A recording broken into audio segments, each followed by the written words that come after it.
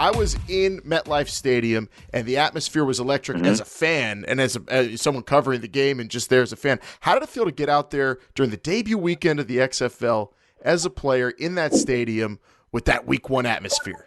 Man, it was amazing, man. Just to be in MetLife alone was an amazing accomplishment, I felt. But getting there, arriving to the stadium, seeing all the fans tailgating, and then actually getting the game kicked off and hearing how loud the fans are, and seeing how the big support we had that came out, man, it was amazing. So.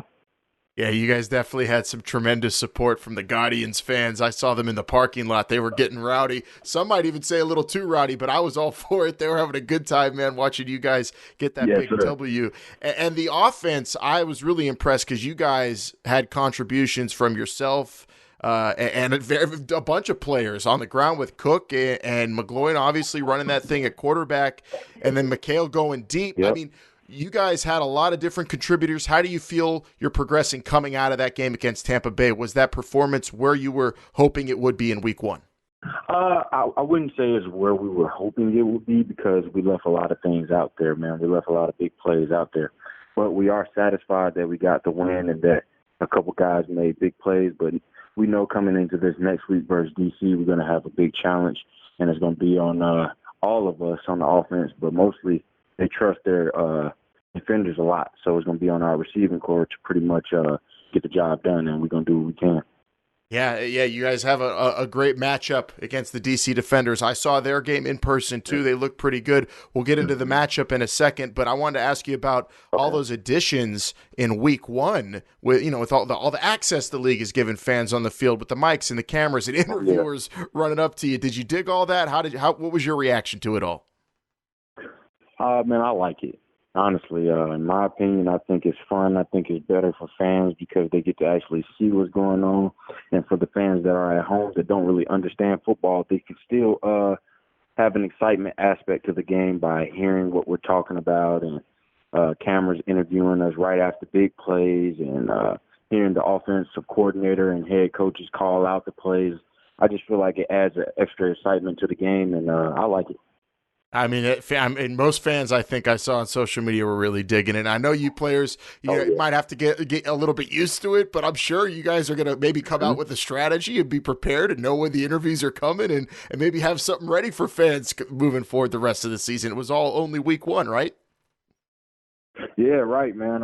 We had a couple talks. The media came in and let us know what to expect, and we were kind of shocked, to be honest, because we didn't know what to expect until they came in. And getting to see the first couple of games, because we played the second day this weekend, that kind of gave us a good idea of how it would be coming out there.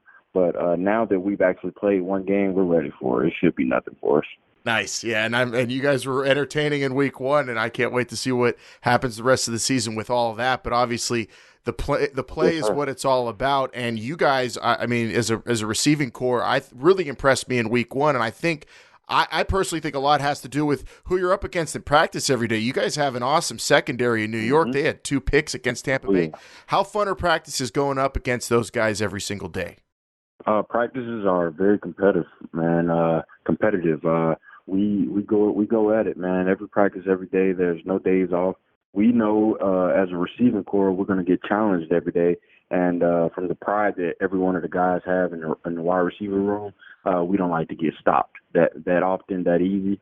So even though we're going against our own guys, we like to push them because we know for a fact they're going to push us.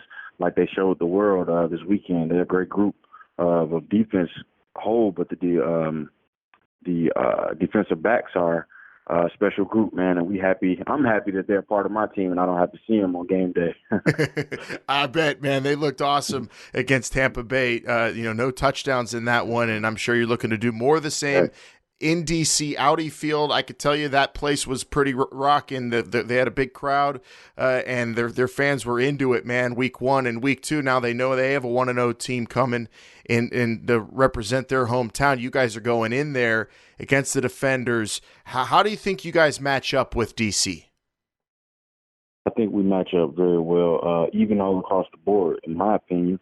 I'm always going to give my team the upper edge just because I believe in our guys, but I respect the DC defenders 100%.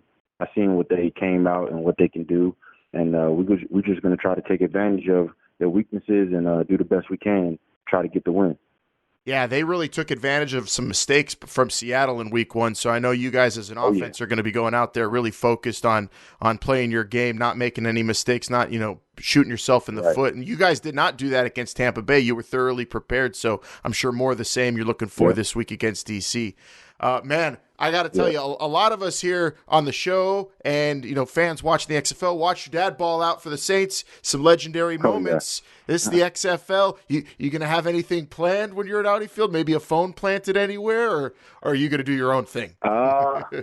I'm gonna have to keep that to myself, man. I'm gonna let y'all find out when I get in the end zone. Right now, I just want to pretty much focus on getting in the end zone and scoring for my team. But after that, that's when I'm going to pull out my little tricks and do what I can do to give some fans some excitement. So I don't think it'll be a cell phone too early. I haven't accomplished enough for that, but I might do a little something. Yeah, plus where are you going to get a flip phone these days? Joe, man, I had to ask. We didn't get the exclusive, but I know you're going to do some special stuff whenever you get to the end zone. You've already made some clutch catches in that first game, man. We can't wait to see you take the field in D.C. against the Defenders this weekend, week 2 in the XFL, Saturday, 2 p.m. on ABC. Really appreciate you joining us here. Yes, sir. I thank y'all for bringing me on.